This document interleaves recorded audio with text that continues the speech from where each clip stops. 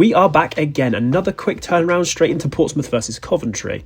Coventry come into this 10 games unbeaten with a 2-0 win versus Blackburn. Certainly not our best stuff, but some key moments of quality secured the 3 points. Coventry will look ahead to the remaining games of the 3-game week, looking to continue their run. This has been a fantastic start to the season and much different to what we saw last season. Portsmouth, well, they're sat in 14th and there's certainly no mugs. However, they've been a touch inconsistent on their form, with a lacklustre home loss to Sheffield Wednesday, then only to be at the time top of the table Borough, and even a good 1-1 draw to a strong Leicester side. Cov fans may already be sweating on their way to Fratton Park with memories of that 4-1 defeat in early stages of Lampard's tenure. This will certainly be a tricky matchup. So let's take a look at those lineups. Coventry continue with that 4-2-3-1 with the expected change of Torp coming in to replace Allen. With Rodoni still expected to be out for a few more weeks alongside our limited squad depth, it's hard to see any pending changes. That said, with it being a 3-game week, we may see some shuffling around at the back. Portsmouth last out also played a 4-2-3-1 and it's been an effective system for them. With some solid performances out against Middlesbrough and Leicester, we may well see another unchanged lineup. Portsmouth have a lengthy list of injuries including key man Josh Murphy and Callum Lang, a name that's sure to haunt any Coventry fan. That said, their replacements have been looking very strong and offer just as much threat. Into their tactical breakdown, defensively Portsmouth sit quite high, taking into consideration they typically see less of the ball and are very effective at minimising space for offensive teams. Coventry over recent games have seen a slight drop in their average defensive line height.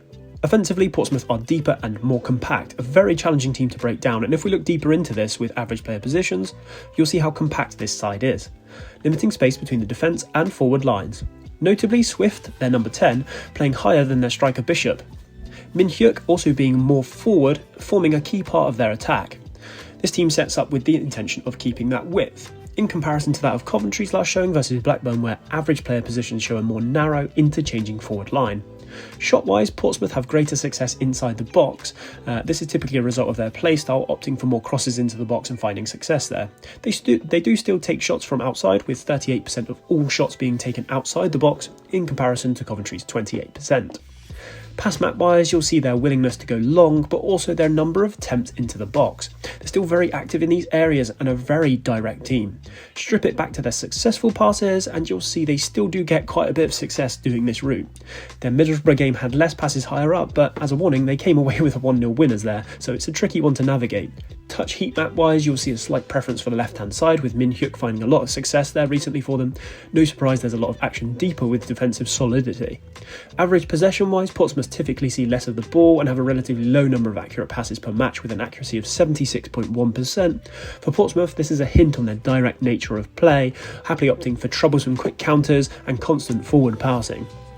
Touches in the opposition box-wise, they're on the lower end, with Coventry still way out in front. They do, however, sit in 4th for accurate crosses per match, so you can gauge the type of playstyle they have. A busy day for the Coventry back line. XG conceded, Portsmouth sit in 8th, and this is reflective of their league position really. Goals conceded per match is lower though, so they've not conceded a ton of goals so far this season. Higher up the pitch, their expected goals are 20th and their goal scoring is sat in 21st, so slightly underperforming XG. They certainly haven't been firing the quantity of goals Coventry have seen, but they still offer a good threat moving forward. Many of their games have been tight games. One goal either way could be the one to secure 3 points. So how do they play? Well, without the ball, as we saw in their average player positions, they're very compact. They play a relatively high line, limiting space for teams that want to try and play through them, seeking to win turnovers and drive forward. They sit 6th in possession, 1 in the final third, so they're active pressers of the ball. Portsmouth prefer to squeeze opposition into making mistakes, and they actually play 34% of the game in the opposition third, in comparison to Coventry, who play 37% in the opposition third, and that's the highest in the league. With that high line, however, there comes weaknesses too, and where Portsmouth have been caught out this season is pace in transition, particularly down those wings. Press-wise, they often press as of 4, going man for man and making it tricky for teams to find space, as an example here as they press, and they actually won the ball from this scenario against Middlesbrough. And it often leads to either turnovers in this example, or the possession simply forcing them to play longer, more hopeful balls and turning over the possession that way. This in turn is something that can often start the Portsmouth attack, finding opposition players caught out of position, having committed to going forward to find space and surrendering their defensive duties. It often leads to more space in that attack and they can find space between the lines and down the wings.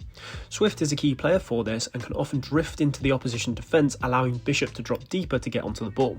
Typically, you'd expect to see Portsmouth being direct with the ball, lots of forward passes and seeking play down the wings, which, as we saw with their pass map, they're looking to get down those wings and cross into the box.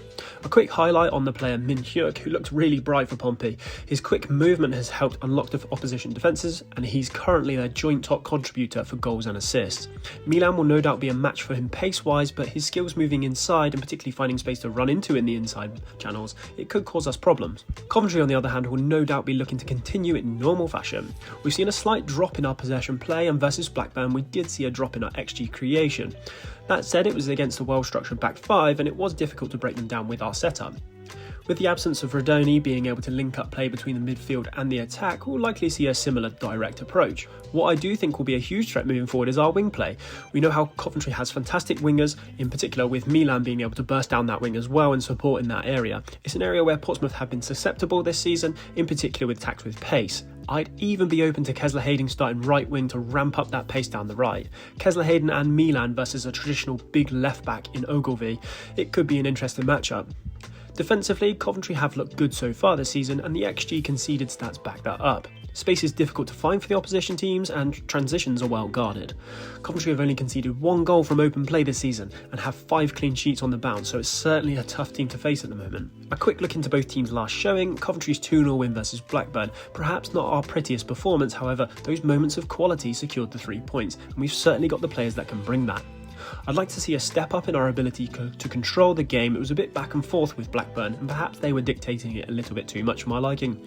That said, it may be a big ask versus Portsmouth, particularly with limited time to go over things on the training pitch. Last out for Portsmouth, they secured a valuable point versus a tough Leicester squad. This wasn't a smash and grab point either, it was a hard fought game and they looked threatening throughout. Into key players, Thomas Asante for Coventry, we're going great energy as always, goals and assists are flowing at the moment, certainly securing his starting position. Milan, his pace down the right will be a huge threat, I think there's going to be a lot of activity down that side. And finally Matt Grimes, I think he's going to be a key player for us, particularly tricky match this one in terms of gaining control of the game, so it'll be key to securing possession and calming down the play when we need it. Portsmouth-wise, I think the first player on the list will be Yang Min-hyuk, tricky player who can cut inside and find space. I think Milan will have his hands full there. Swift, he offers a lot going forward, interlinking play, and will also cause issues with his strong pressing. Ogilvy, a big left back, but defensively solid and offers a real threat on set pieces. Into predictions, this game could likely be a back and forth affair with both teams playing a pressing game, both preferring to play in the opposition half. Portsmouth will try and utilise their direct play and pump plenty of balls into the box, so watch out for their wing play too with fast breaks. Coventry will also play direct, however seeking to play with the ball a touch more. Focus again will be down the wings with plenty of balls into the box also. I can't see it being a high-scoring affair with Portsmouth making it difficult teams to play at Fratton Park. Equally, they're not firing themselves going forward, so it could be a low-scoring affair. Whilst Coventry have been firing in front of goal, there have been hints at a drop with lower XG coming. This will no doubt be a physical affair also, and I do have concerns over Coventry's energy levels post-Blackburn, so it's a tough game for both teams. Looking at the match plot model, it's predicting a 1-1 draw. To be fair to both teams, it could go either way here, and a point at Fratton Park is not to be sniffed at. Thanks for watching guys, sorry for getting this one out late, but hopefully there's enough time to enjoy before the match. Cheers.